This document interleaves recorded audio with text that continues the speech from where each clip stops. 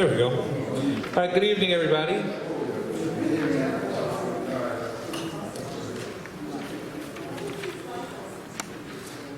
Let's begin by turning our phones to silent mode.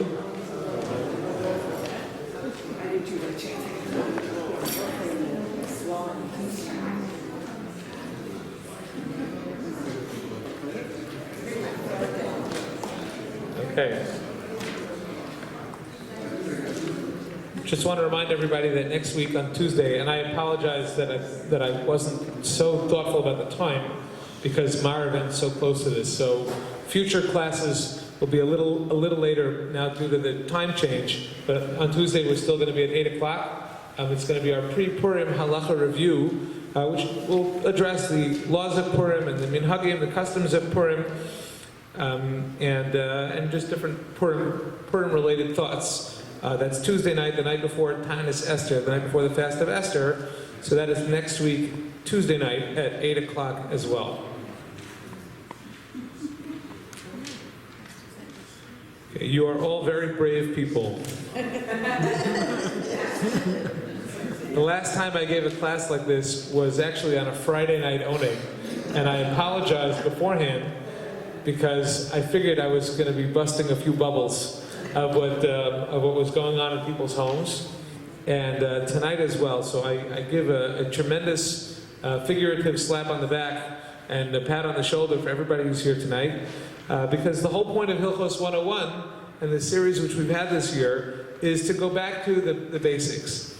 And because of that, the way that the handout which I gave you is almost entirely, if not all, in English, because I wanted people to be able to actually understand and take home, in fact, the material that I prepared for you.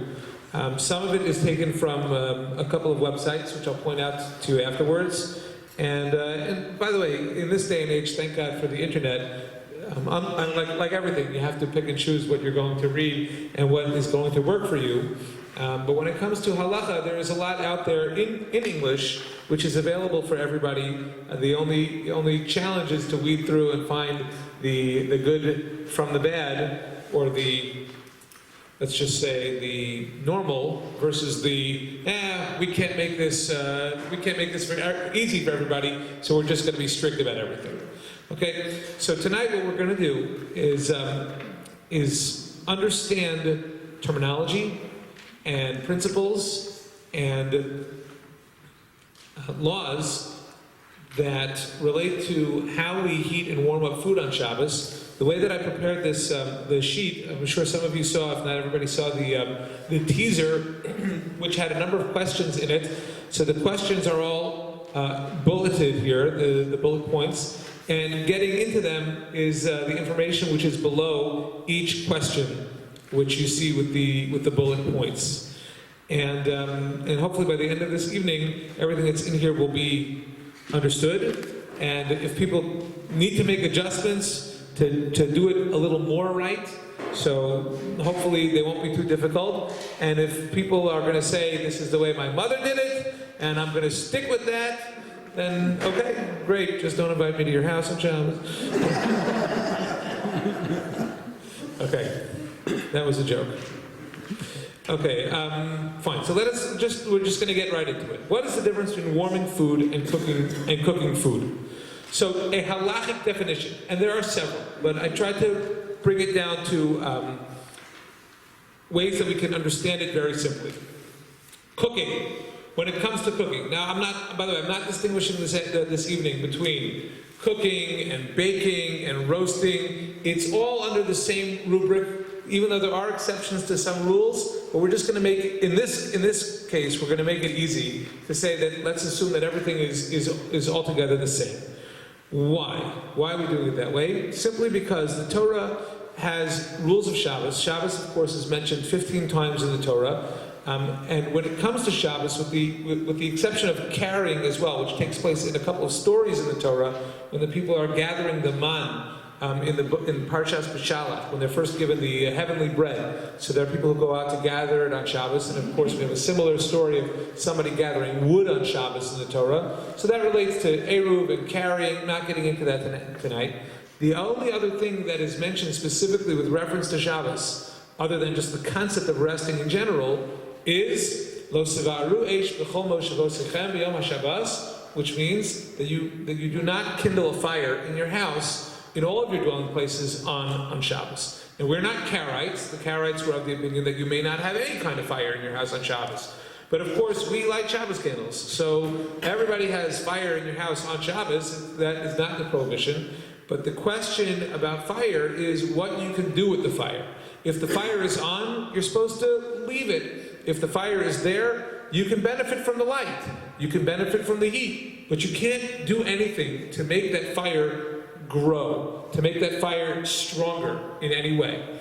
And that is the key component and the key mitzvah, really. This is a d'oraisa, meaning a Torah level obligation. The highest level of mitzvah that we have, of commandment, is to not kindle a fire and not do anything that may enhance a fire. Now, of course, the laws, when it comes to this, are different for Yom Tov. And for Yom Tov, it's a lot easier, because when it comes to cooking, there is a tremendous allowance in halacha, because the Torah says, Levad me'asher ya'achel lechem, that for things which you're going to eat, their melacha, creative work, is permitted. And therefore, one of the innovations that we're going to see in a few minutes is the Shabbos oven. The Shabbos oven is unfortunately a misnomer. It should really be called a Yom Tov oven, because the allowances that the Shabbos oven makes for Yom Tov are, generally speaking, not permitted on Shabbos because of the rule of Havara, the idea of making the fire stronger, which is permitted on Yom Tov for cooking, but it is not permitted on Shabbos for cooking. Just to give an example which we'll all relate to. How do you light your Shabbos candles? We light them before Shabbos. What happens when you light a Yom Tov candle between the first and second day? You can take a fire and transfer it to another fire. We couldn't do that on Shabbos. That's why whenever Shabbos coincides with Yom Tov, we light Shabbos candles. We light the Shabbos candles earlier, because you can't light the Shabbos candles on Shabbos, whereas you can light the Yom Tov candles on Yom Tov because of the allowance of transferring fire. So, putting that out there to remind everyone that this is not a class on Yom Tov cooking. Yom Tov cooking is a lot easier. This is a class on Shabbos cooking, which of course I think was clear, but I wanted to make it clear again. Okay, so cooking. When it comes to cooking, so I gave the definitions here. For solids, there are different definitions. Softening through exposure to heat, which we could understand, certainly with reference to hard vegetables, root vegetables, and the like. But depending on how you define softening, think about a difference. Well, it depends on how you're cooking your meat. But think about the difference between meat beforehand and meat afterwards. In terms of it, is it really being softened? I don't know. But it's certainly the next part, which is readying it for consumption. Stirring food is considered helpful to the process of cooking, and even though we're not talking about the fire here when it comes to when you're stirring something, but it's the result of what the fire can do, which is one of the malachas of Shabbos, one of the prohibited actions on Shabbos. And so here, when we're talking about solid foods, this is the definition. These are the definitions of what it means to cook, and therefore what would be prohibited on Shabbos to do from scratch. Secondly, when it comes to cooking liquids, so cooking liquids is relatively simple. Heating, when you heat something to a boiling point, for example, that's cooking. So we're going to get to the distinction between something which has already been cooked versus water, but that's the nafkamina here. Nafkamina means what is the distinction between these issues, whether there is a Torah prohibition against cooking food which can be eaten raw. Would such a thought process apply to water? So when we're talking about, let's take a carrot, for example. So a carrot, we all know, can be eaten raw, and it can also be eaten cooked. Many fruits are like that. An apple can be eaten baked, but it could also be eaten raw. So does it matter? In other words, the question when it comes to cooking is, are you allowed to do something to the food which isn't really changing its property vis-a-vis you? Meaning it may taste differently, it may taste better or worse when you cook. Usually something which is cooked tastes a little better. But when it's something which could be eaten in either way, so would all of these rules apply? And the truth is that the answer is not so simple. There are those who are of the viewpoint that cooking a carrot or cooking an apple might not be prohibited on Shabbos. Now you can't adjust the fire. You can't adjust the fire because of the rules of fire on Shabbos. But that is an interesting, we call it in learning language, a nafkamina, a distinction between the rule which we have and something which might be a little different owing to the circumstances changing. Okay, so the important principle that we have to understand now is what I have labeled here, because this is what it's called, is bishul achar bishul. Bishul achar bishul means cooking after cooking.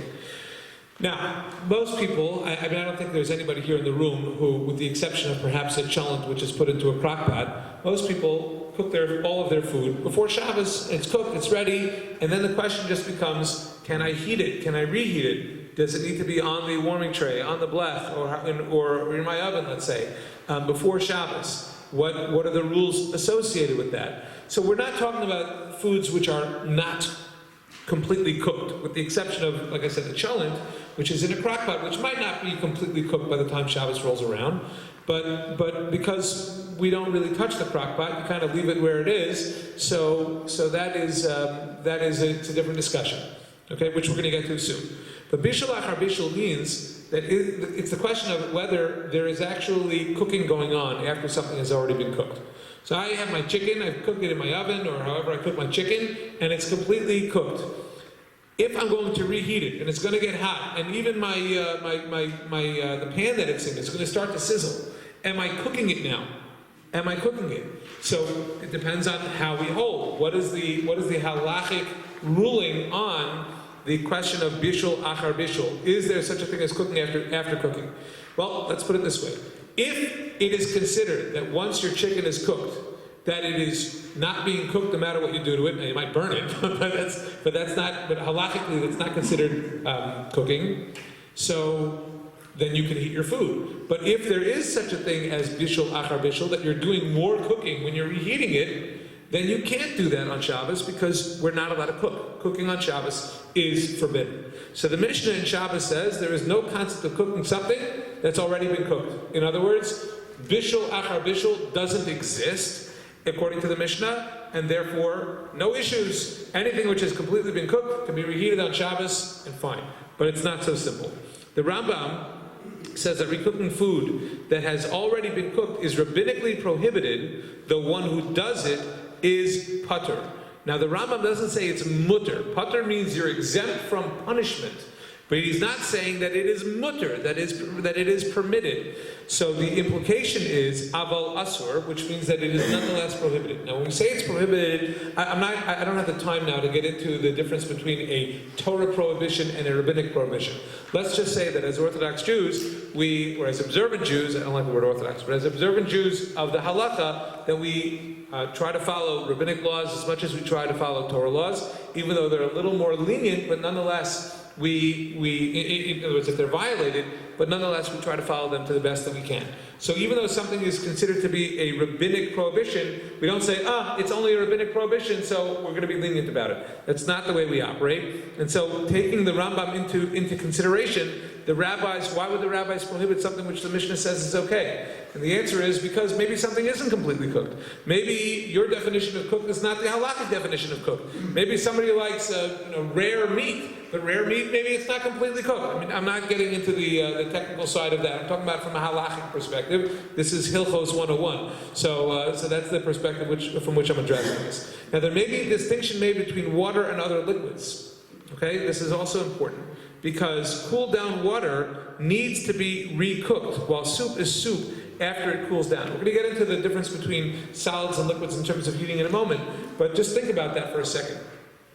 If we're cooking water, okay, so it's ready for boiling, and whatever you're going to do with the cooked water, whether you're going to make some drink out of it, or whether you're going to put pasta in it, or whatever it is that you may cook in it, some potatoes, etc. So let's say you don't put anything into it. Then the water cools down. Is the water cooked anymore? Now it may be was purified in some manner, so if it had impurities before, you don't have to worry about it. But as far as it being cooked, it's not considered to be cooked anymore. But soup, once it's cooked, it's soup. Even if it cools down, it's still considered to be soup. Nobody's going to say, this isn't soup anymore now that it's cold. No, it's just cold soup. Would anybody like to eat cold soup? Maybe if it's a gazpacho. But most hot soups, nobody wants to eat when they're cold. And this is an important distinction that will also come in handy when we get into the next section.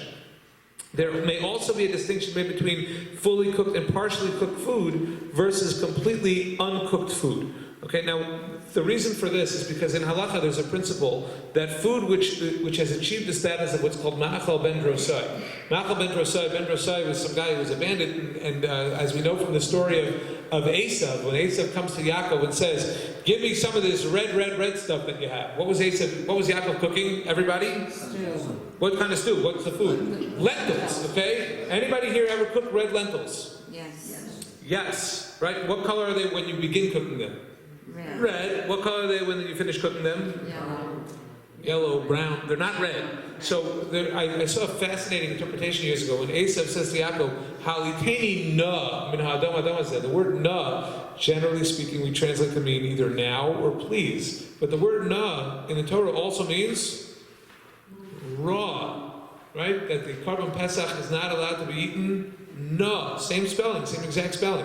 So maybe what Esav was saying to Yaakov was, "Haliteni na min ha'adam adama." Said, "Give me this red stuff which is still raw." And what Esav was saying was, "I just need to eat this quickly," and Esav eats it quickly and he leaves. Esav was not about to die. That is a misunderstanding of the pasuk. But this Ben Drosai was the same type of guy. In other words, he would eat stuff which was partially cooked. Maybe if this was whatever. I mean, Yaakov had been stirring it already. We already said that stirring is cooking. So it was partially cooked, but it wasn't completely cooked. But this is what the Ben Drosai guy was. So the Ben Drosai would eat. He was a bandit. He was always on the run. So he would eat food which was partially cooked. And if it's partially cooked, so according to halacha, that food needs to be at least at that stage before Shabbos kicks in, so that we can say it's cooked. And then the question of bishul achar bishul, whether there is additional cooking which goes on, whether it's consequential or not, comes into play. Okay, so if the food was partially cooked, and that's the point that I made here, there may also be a distinction between fully cooked and partially cooked food versus completely uncooked food. What would we say about completely uncooked food? Then obviously if you're going to start heating it up, you're cooking it. I mean, there's no question about that, with the exception that I mentioned before about fruits which could be eaten raw, which might be different, but otherwise the ruling would apply equally to fully cooked food and to partially cooked food because of the principle of Ben Drosai.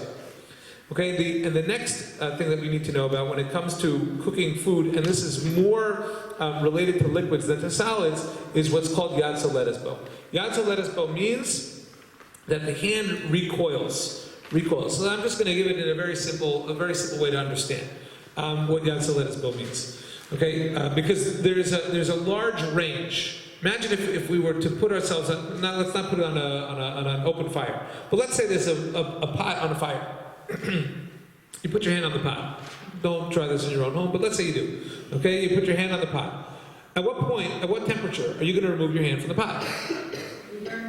Okay, when you burn yourself, or maybe a little before that. But the point is that if your hand is on there and you're incrementally feeling the heat, you may have a higher tolerance for it because you're like, okay, almost there, maybe it's about time I take my hand away.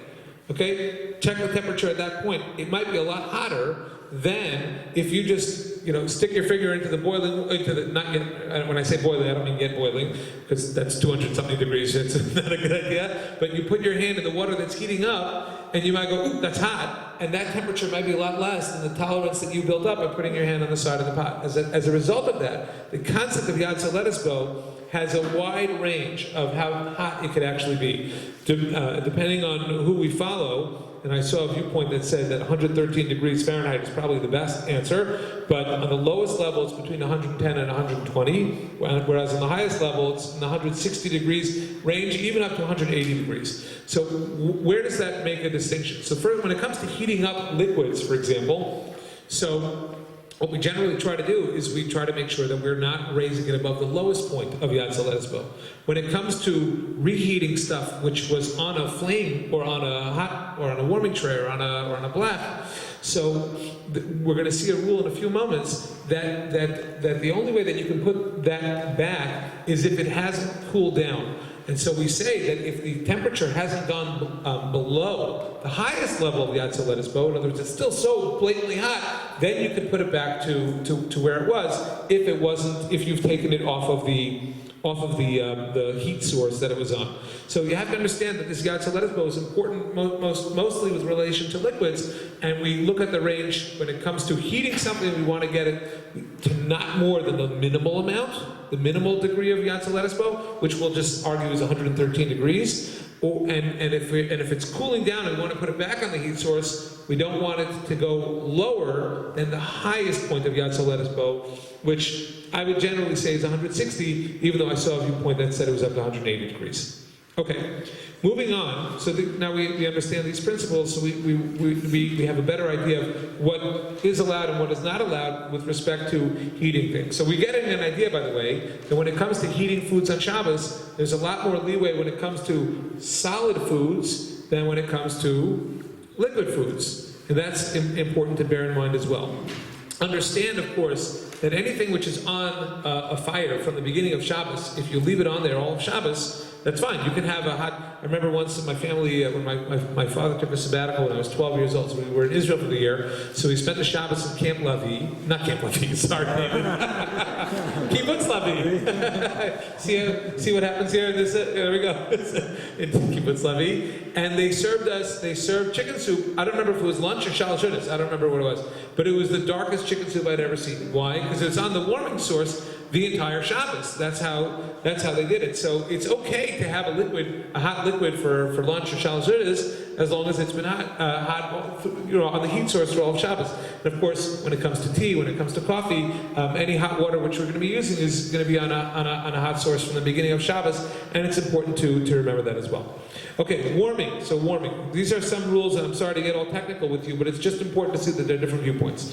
According to the Beit Yosef, that's a commentary on the Torah, which is Rabbi Yosef Karo, but he says, according to the Ran and the Rashba, one may reheat solids and liquids. However, the same person, when he wrote the Shulchan Aruch, he said that you may not cook liquids that have cooled down.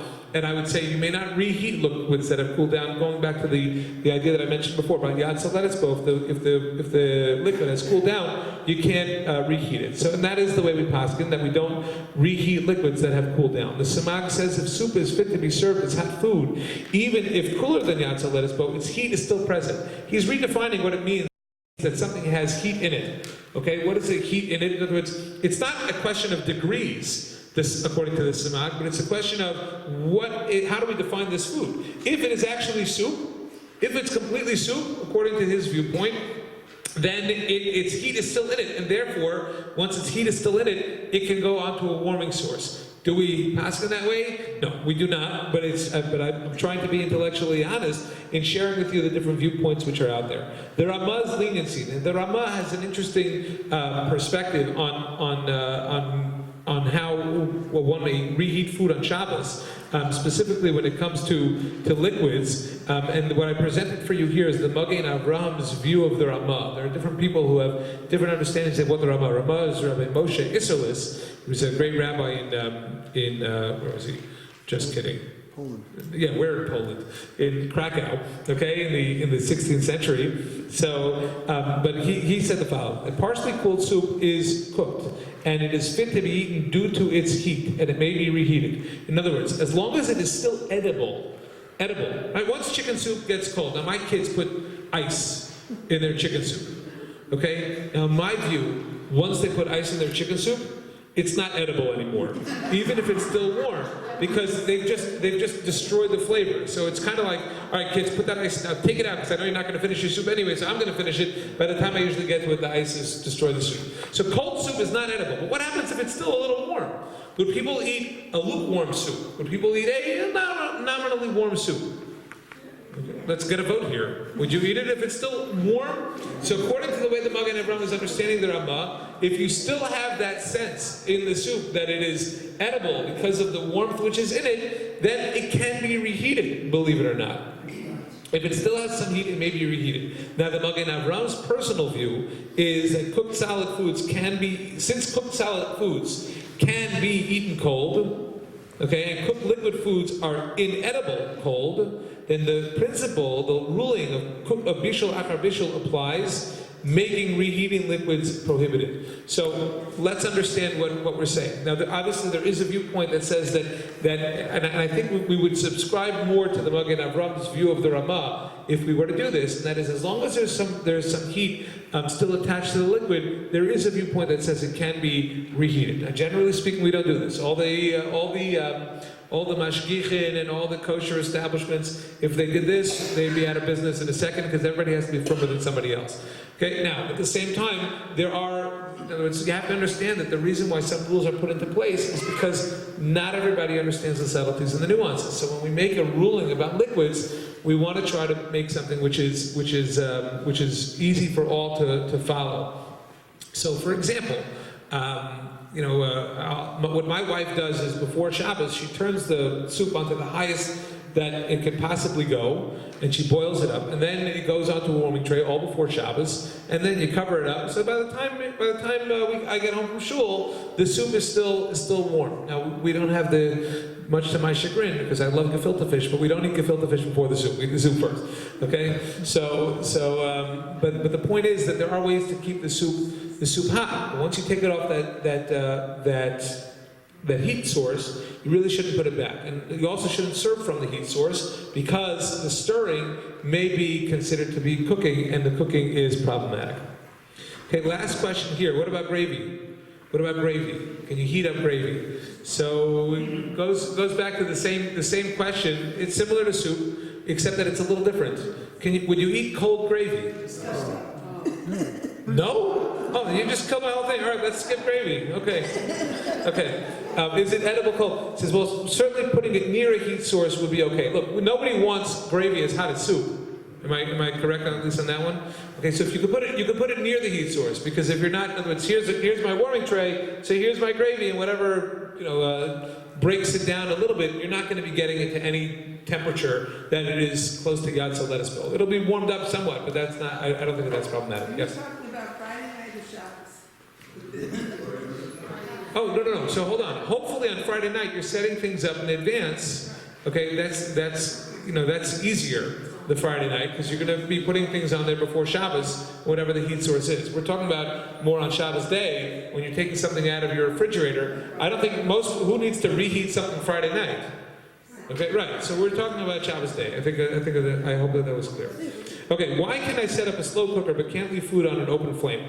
Okay, so now, by the way, there are those who are of the view that you can leave some food on an open flame, as long as you make sure that you don't touch it and you don't stir it, and you're not gonna adjust the knob, and that the one time you take it off, you're going to take it off. It's better to have a covered flame, and that's why we have the concept of a blech. A blech is a metal plate which covers the flame. If you have an electric stovetop, well, then you don't have a blech. I don't think you can put a blech on there, so it's probably better to invest a few dollars and get a warming tray. What? You can put a platter. Are there platters? Yeah. Okay. Oh, I mean, the other option is what we're going to see soon about turning over a pot. That you can have an overturned pot probably on top of the glass stovetop, because that won't break your stovetop, and it fits into one of the ideas that I'm going to describe for you now. Okay, there are two terms here which I transliterated for you into English: mechzek mevashel and mechate b'gechalim. Okay, these are the two things which we want to avoid. What do they mean? Mechzek mevashel means that something looks like cooking. Okay, if I take a frying pan and I put it directly onto my stovetop, it clearly looks like I'm cooking, because that's how we cook. Okay, if I take a pot and I put it directly onto an open flame, that's how we cook. Okay, that's mechzek mevashel, looks like cooking. Okay, if it passes the smell test, if we cook this way, prohibited on Shabbos. The second term here is mechate b'gechalim, which is not relevant to us today in terms of its literal meaning, because mechate b'gechalim means stoking the coals, but it is relevant to us when it comes to turning a dial. Right? If we have a dial which adjusts the heat on something, so we're not allowed to adjust that on Shabbos, because just like stoking the coals, you're building up the fire. Turning the dial, you're building up the fire or building down the fire. In either case, you can't do it because of the rules of how we use fire on Shabbos. So this is why there are some people who are of the view that the best thing to do when it comes to, if you're using anything that has a dial, is to cover it up. Okay, to cover it up. If you're going to cover it up, it will remind you not to touch it. So, do you have to cover it up? I don't think you have to cover it up. Is it recommended? If you think you're going to turn the dial, yes, it's absolutely recommended. If you're afraid that you're possibly going to do that. But these are the two things which we're trying to avoid. So the Merkavas Mishnah says there's no dispute that leaving edible raw foods on an uncovered fire in Erev Shabbos is permissible. The question is whether partially cooked foods can be reheated on Shabbos. Okay, we kind of addressed that before in one of the italicized sentences, but this goes back to if, for example, somebody's making a cholent and the cholent is partially cooked before Shabbos, and by the way, that litmus test is pretty low. Okay, it doesn't have to be. I mean, you could probably put it onto a crock pot or onto a stovetop, meaning on a blech, or I mean, directly on a fire, which I don't recommend. But if a person is going to do that before Shabbos, even if something is very minimally cooked. Okay, you don't have to be that crazy about how much. There are different viewpoints about it, but I don't think a person needs to worry. I think most people are a little more organized than putting their cholent on 2 seconds before Shabbos. Don't come to my house, please. Now, okay, but nonetheless, the Merkavas Mishnah's point is that leaving edible raw foods on an uncovered fire on Erev Shabbos, on an uncovered fire, he says, is permissible. So we have to remember that as well. That it's okay because the fire is there, and if you're not touching it, then that would be the case. I don't know how many things people might leave on a fire, but it really depends on how you operate with respect to your stovetop. The main thing that we want to try to avoid again is mechzek mavasha, that it looks like cooking.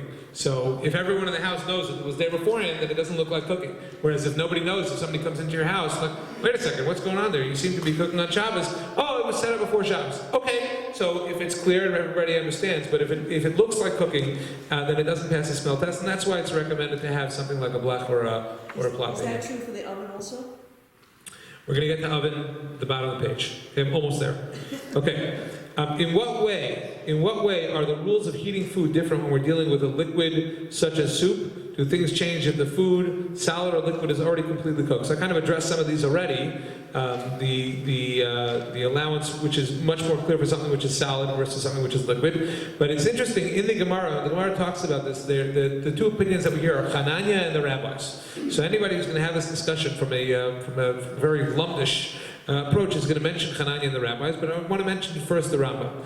The Rambam says food needs to have been fully cooked in order to reheat it. Now, Hananya is of the view that food needs to have been partially cooked.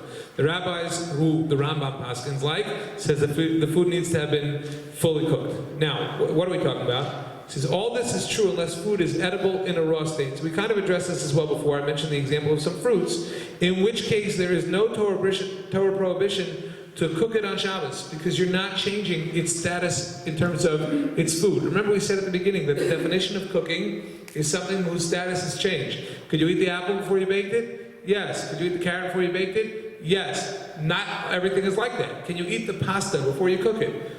Well, don't ask my kids. But anyway, can you eat the chicken before you cook it? No. Can you eat the meat before you cook it? No. Most things that need to be cooked cannot be eaten beforehand, but when it comes to fruits, so there is that viewpoint. Now, who here is going to start cooking a carrot or an apple on Shabbos? I think the answer is nobody. Why? Because even though there is this allowance for it, even though there is a permissibility, we don't want to start going there for the simple reason that we may take it to the wrong direction. We may throw in something there that didn't belong there. So we put up these fences. We prevent ourselves from falling into the trap of possibly doing something which would be otherwise prohibited, even if there is an allowance as such for doing this. Okay, so the next question was, what is the proper way to prepare tea on Shabbos? So I'll just tell you a funny story. When I was in YU, so Rabbi Tendler was my Rebbe, still is. Talk to him every now and then. But Mrs. Tendler, Allah Shalom, was still alive at the time. Mrs. Tendler, as many of you know, was Rabbi Moshe Feinstein's daughter. So Rabbi Tendler is of the viewpoint, following I think the Mishnah Berurah, that the right way to prepare tea on Shabbos is to prepare tea essence, which is very concentrated tea bags in water, and you mix that with the hot water in a kli shlishi, I guess. Kli shlishi means not the hot water source. The first cup the first cup that you fill from the hot water source is kli sheni, second vessel, and then you pour that into the third vessel, and then you can mix in the tea essence. But Rabbi Feinstein was of the viewpoint that you could do the exact same thing with a tea bag. Rabbi Tendler does not agree with that. He does, so he would say, when I'm in the house, Mrs. Tendler makes tea the way I say. And then when I go to Shalashudas, she makes tea the way her father says. So I remember that as a cute story. Cute story about a debate between Rabbi Moshe David Tendler and Rabbi Moshe Feinstein. All in good fun, I suppose. Okay. Which one is recommended? Well, obviously, Rabbi Feinstein's way is good enough for most people, and Rabbi Feinstein's way is to use a tea bag in a kli shlishi. He may even allow kli sheni, if I'm not mistaken, which is that you're not putting it in the cup on the heat source, but that in the first cup out. But the way I've always done it, the way that I've always seen it, is to use a kli shlishi. So you just pour the water from into a cup, and from that cup into another one, and put the tea bag in. Okay, under what circumstances may I use an oven on Shabbos? All right, so rather than get crucified here, I share with you what the Star Case says, because they're the experts about Shabbos ovens and all that stuff here, and it goes on to halfway down the next page. This is this is straight from the Star Case website, and essentially it goes down to this. Okay, the problem with ovens is that when you open the oven, you are inevitably causing the fire in the oven to go up, because the heat comes out of the oven and the oven needs to compensate. Okay, now, depending on how the oven is, if it's electric versus if it's a gas, and there's actually a fire inside. So there are different viewpoints about when's the right time to open the oven and the like. The way that I've always understood it is that if a person is going to keep your food in the oven before Shabbos, the best way to do it is just to open the oven once, take everything out, and shut the oven. Because this way, you're not benefiting at all from whatever takes place in the oven afterwards. And this way, we can make an allowance for whatever takes place in the oven, because you're not getting any benefit from it at all. Is that recommended? I don't think it's recommended. I don't think it's a good idea to use the oven unless you heat the oven up before Shabbos, just like the way I described the way we heat up the soup at home. You boil it to the highest that you can, and then you turn it off. Then you can open up the oven all you want because it's off. You're not doing anything with the fire. That is what I recommend. If people do use an oven, then they should keep it on a relatively lower temperature. This way, meaning like in the 180 range, because of the atzaletus issue, even though you're still being faced with the problem of the fact that the fire is compensating when the oven gets opened.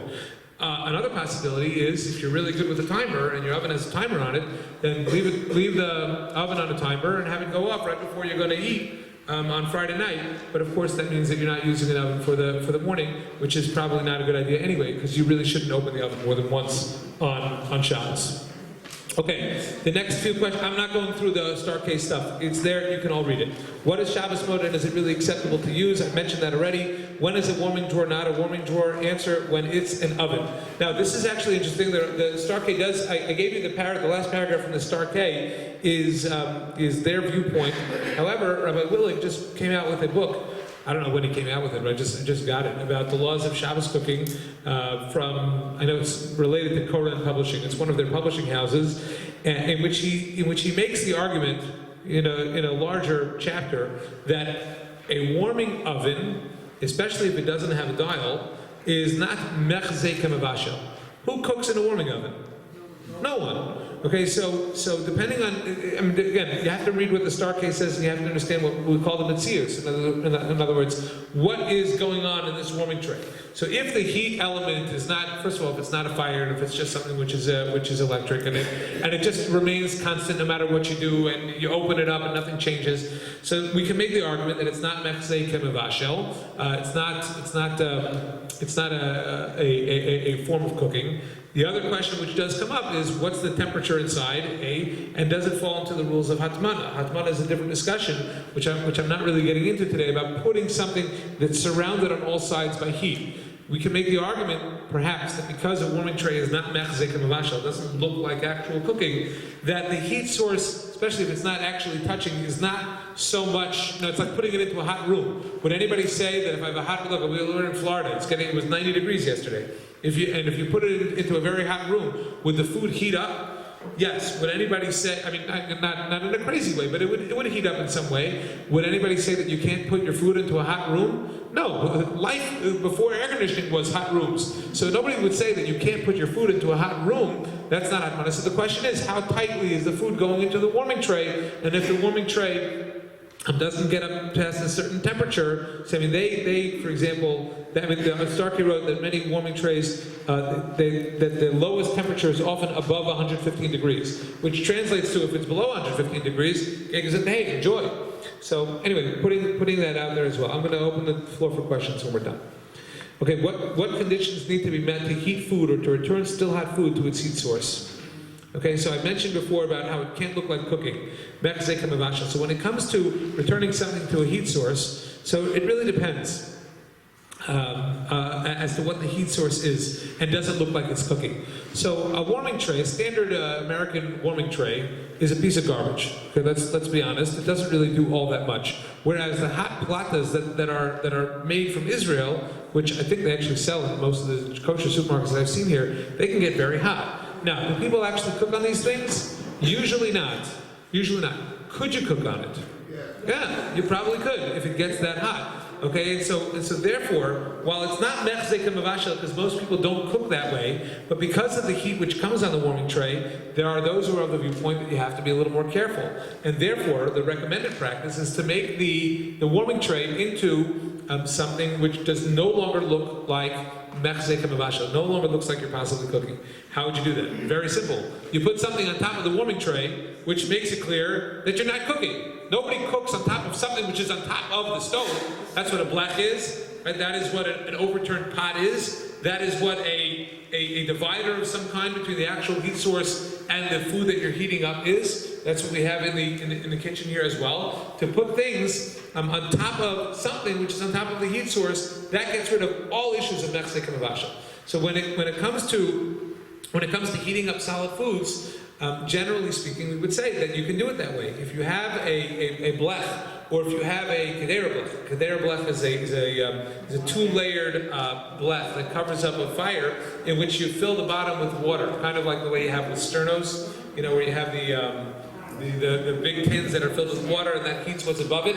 So this is one of the reasons why the kedera blech was invented, to say that no, I'm just putting it on top of a pot and not on the directly on the fire. Because remember, a thin blech is a metal sheet. Does it get as hot as the fire itself? Yes. Absolutely. Okay, so you can't put a food onto a blech directly over the fire, because in that space it's cooking. It's absolutely cooking. Can you put it if the fire is here and my blech goes in this direction over here? Can I put my food over here or over here or over here directly on the blech? The answer is in most cases yes, because that's not cooking. We know, we can look underneath, we see where the flame is. The flame is over here. So the flame is over here. My putting something over here, that's not mechzek mavashel. It doesn't look like cooking, and so that would be permissible. If I put something over this, a frying pan, a pot, and whatever heat gets into that doesn't look like cooking, so you can do that over the direct flame as well.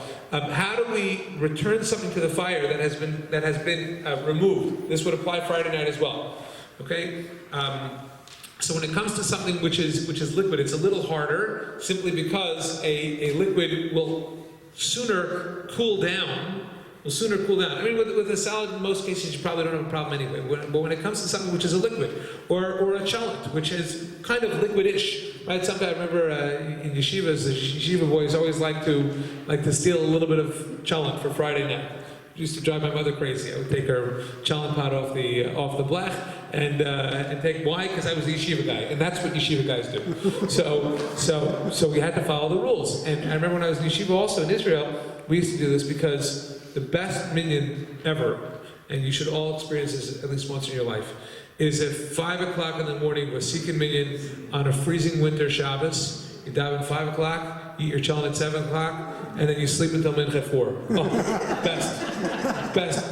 Okay, so, but what would we do? Because we were going to be taking from the yeshiva's cholent on Friday night and set it up for ourselves. So we would go to the place where the cholent was, we would take it out, and then follow the following rules. Number 1, intention to replace it. Number 2, still in the hands. We'd have one hand on the yeshiva's big cholent pot.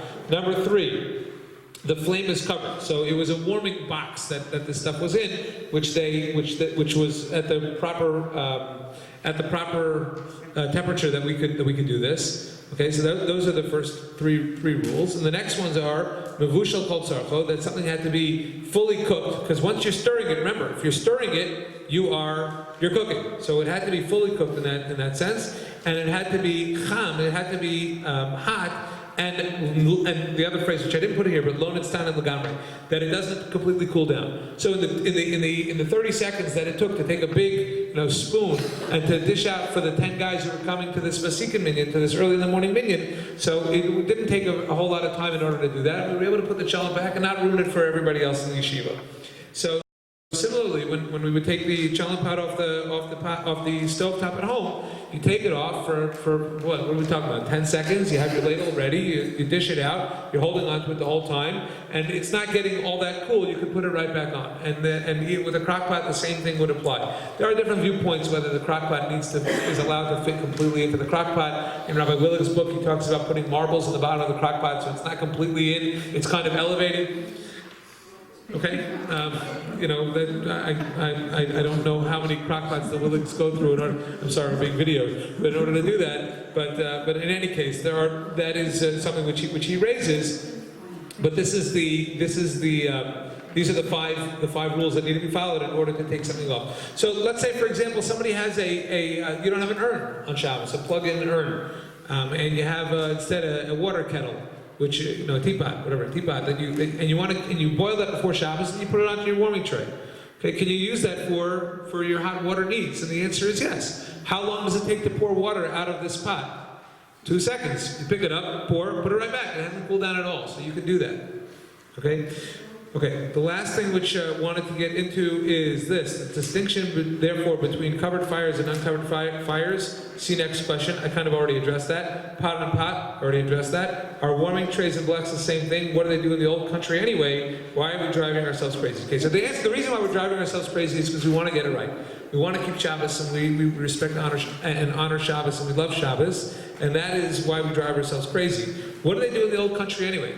So the answer is I don't know. I don't know how the stoves work, but I would imagine if they did have, I don't know how far old country we're going to go when it comes to gas stoves. So we know how long are the gas stoves around? 100 years? I don't know. But certainly in the olden days, the way in which they would do the cholent, and this is where the Shabbos guy came in, which is a different discussion, which we're not going to get into now, but that everybody would keep their cholent in the big oven at the bakery.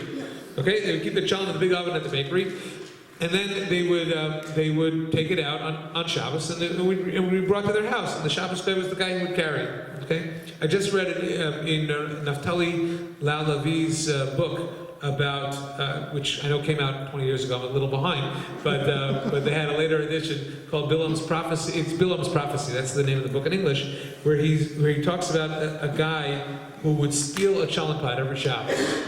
And the boys, they laid a trap for him and he dropped the cholent pot and ran it and never appeared again in town. And obviously the guy was not all there when they did that. And he writes in the book, he says, I still feel badly about what we did to that guy, embarrassed him and made him drop the cholent and whatever.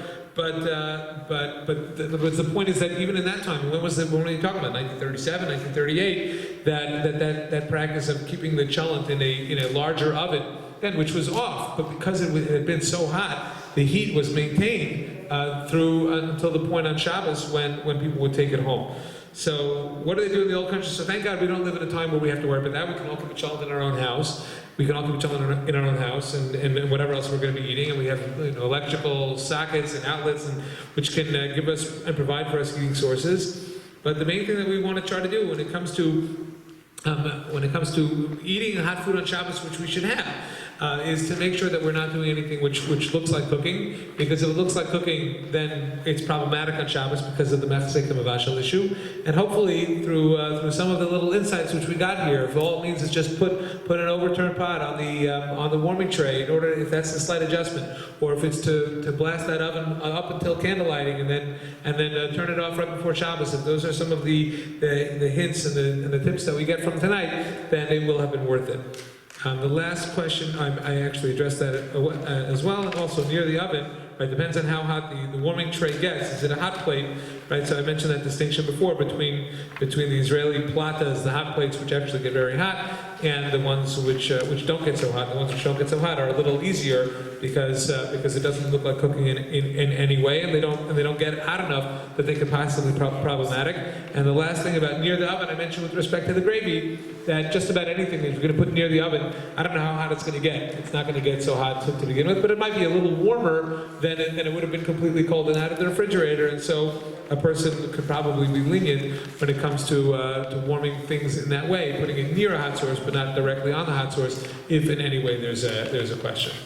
Okay, now I'll take questions. I didn't mention a timer. I think you can use a timer. Okay, but again, the timer, meaning like for a warming tray. Okay, so we actually use a timer in the kitchen here in the shul, and that's not, you're not. It's the same thing as using a timer for lights. You're not doing anything it's set before Shabbos, and it's just it's putting heat into something which was already set. I don't think that it's problematic. I mean, obviously there are people who would disagree, but it's something which we do. Yes. If I heard you correctly, with an oven, you keep it on warm. Mm-hmm. You said you open the door once. Is that to mean that if you use it on Friday night to keep it warm all the time, and then I open it to take the food out, that's fine? Mm-hmm. Then I can't put any food in on Shabbos. They had to warm it up at the same temperature and take it out for lunch. Right. So that is what I said, and because of the whole issue, when you open the oven, you're causing the fire or the heat of the oven to change, and therefore it gets reheated, and because of that, it becomes problematic in terms of what we're doing with a fire. One maybe could make the argument. I mean, I said about the warming drawer. The warming drawer has a temperature which doesn't really adjust in the same way because it's not a flame. It's usually electric, right? I mean, that's what a warming drawer is. So just like a crock pot, it's electric. You're not doing anything. Nothing changes when you take it's giving this. Once it's warmed up, it doesn't change. Once you take the thing in or out of it. Same But with an electric stove. With an electric stove, it should stay constant at whatever it is. it should, but when you open up the door, the colder air from your house goes into the oven, and as a result, it has to compensate, and as a result of that, it does get reheated. Okay, yes. Okay, I have a friend who likes roast beef very rare. Mm-hmm. So what she does, which I always thought was not right, but anyway, what she does is an hour before Shabbos, she'll put in roast beef in the oven, so it's almost cooked, but not fully cooked. Right. And then when they come home from shul, which is another hour later, it's fully cooked to her liking. And I always thought that was cooking on Shabbos, and that was wrong, but No, I don't think that's a problem, because it's no different than the cholent. It's no different than the cholent. It's ready earlier. Okay, yeah. Oh, hold on, we'll get it, yes. Hey, so, I'm a little confused. I mean, I was under the impression you can now warm up food that's in gravy, correct or not correct? Warm up food that's in gravy. In the sauce, let's say like brisket, that would be like... Right, so the problem is if the gravy gets to be too hot, you're heating up a liquid. So if you're going to put it on something which is not, like on a pot on top of something else, okay, the chances of that again, it depends on how long you're putting it on. If you put it on before you go to shul, okay, then your gravy is probably going to boil out, and you're going to have a problem. If you put it on when you get home from shul, and you monitor it, and you see that it doesn't get too hot, I don't think it's a problem to do that. Okay. Okay? Yes. Motion. Only one question per couple. I'm just kidding. The oven being problematic because when you open it, you're going to trigger the heat mechanism and create more heat in the oven. Mhm. Why don't you have the same concern of opening the refrigerator, which is going to allow the cold air out and the warm air in? That is an excellent question. Hilchos 101, next time, do refrigerators on Shabbos. No, I'm just kidding. The bottom line is that what happens with the refrigerator, there's a lot more grama involved. It's indirect in the same way because the refrigerator is on cycles as opposed to the oven, which immediately compensates. and because with the refrigerator, and look, there are those who are of the opinion we don't pass in this way, but that electricity is not a problem on Shabbos. Okay, and it has been accepted that the refrigerator, there were those when the refrigerator first came out who said, absolutely forbidden on Shabbos. But halacha in that sense evolves, and the refrigerator has been accepted by virtually everybody. Right, okay, exactly, same thing. Right, don't open your front door. Okay, yes. Raz. Mm-hmm. I know that when I used to wanted to feed the baby, I would take hot water from the hot water kettle, put a cliche, and then take the baby bottle and then take the shower. Right. Is that permitted? Yeah, I think it is. Okay, and by the way, and in the event that that's the only thing that the baby's eating, and you run out of hot water, the baby needs to eat. So you will heat up the water on Shabbos for the baby. There's no. I used to take sing hot water, that would be fine. Okay, if that.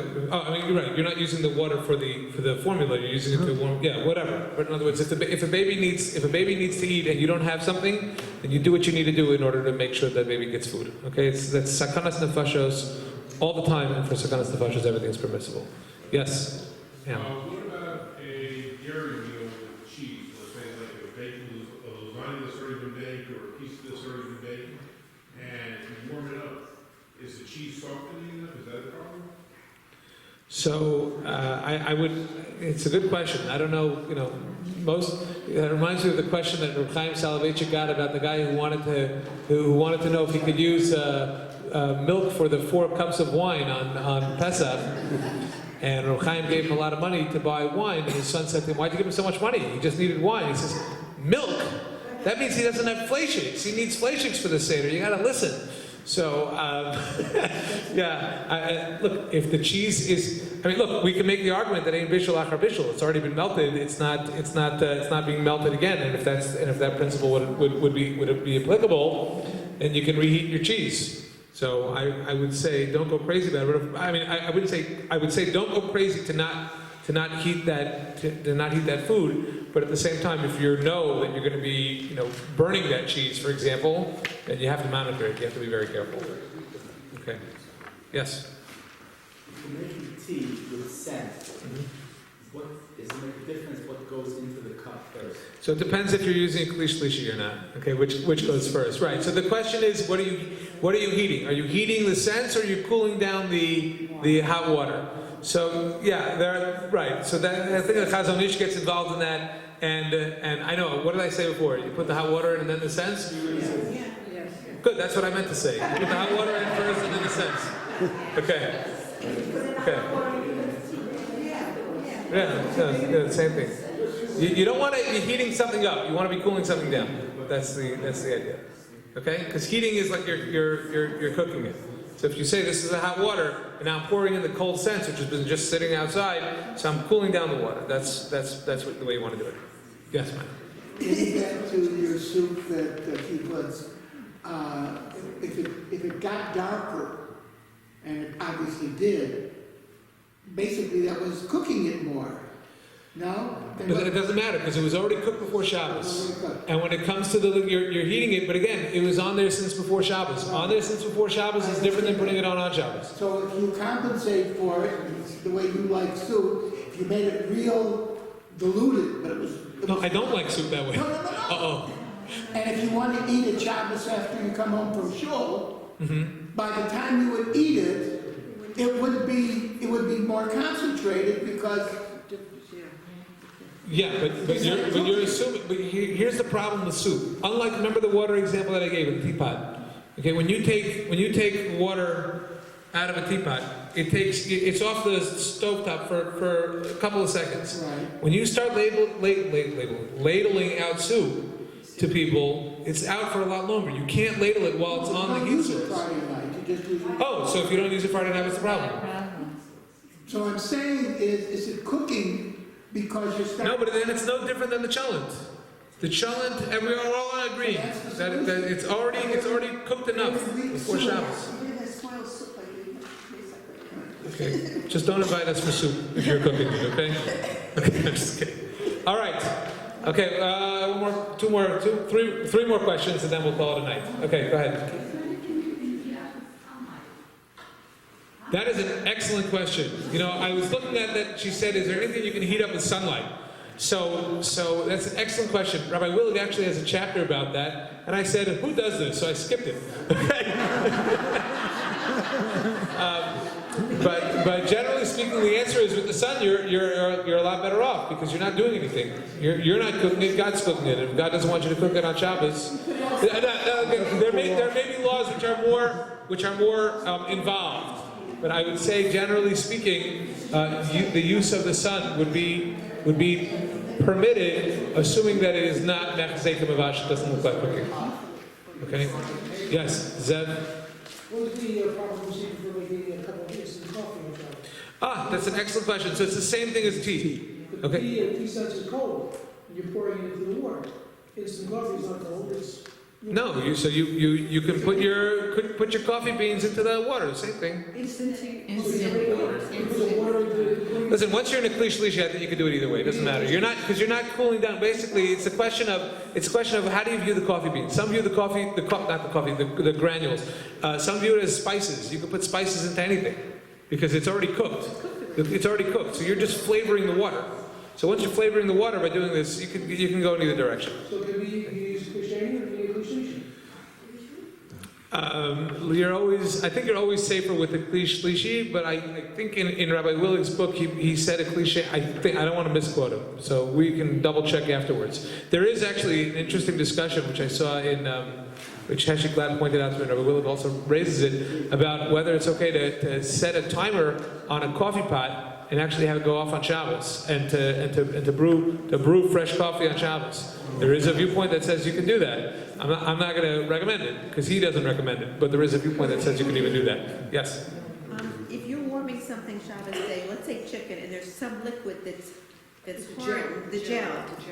You have to get it all out? Or No, I think that's, if again, it goes back to the question which we heard before about the gravy. It's the same thing. In other words, if it's going to get loosened up and it's not going to get heated, then that's fine. If you're concerned that it's going to get heated beyond Yad Soletis, but you're heating a liquid, you're cooking it, assuming that we say Yesh Bishul Achar Bishul, that they're with liquids, that you're recooking that liquid, then you should be more careful. Right, but if you put it up, okay, all right. Listen, I would just monitor it in that way, but I wouldn't go crazy with that. Yes. Labriut, if there's no liquid in the thing you're using, can you do it on Shabbos day? I don't know enough about it. Okay. I don't know. He's asking about labriut food. If you're eating labriut food on Shabbos, we have to have a discussion with your wife.